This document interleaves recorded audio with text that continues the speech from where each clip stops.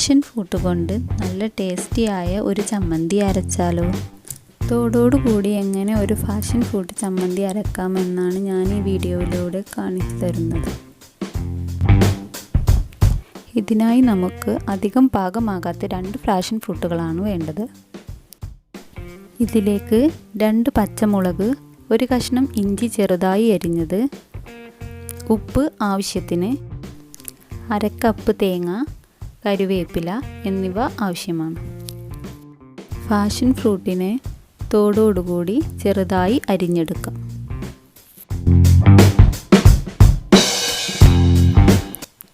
ഇനി ഇവയെല്ലാം കൂടി അരച്ചെടുക്കാം.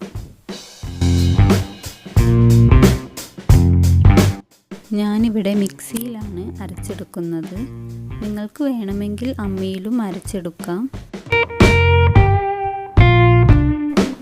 അരക്കുമ്പോൾ ഒരു കാര്യം പ്രത്യേകം ശ്രദ്ധിക്കണം, ഒട്ടും വെള്ളം ചേർക്കേണ്ടതില്ല.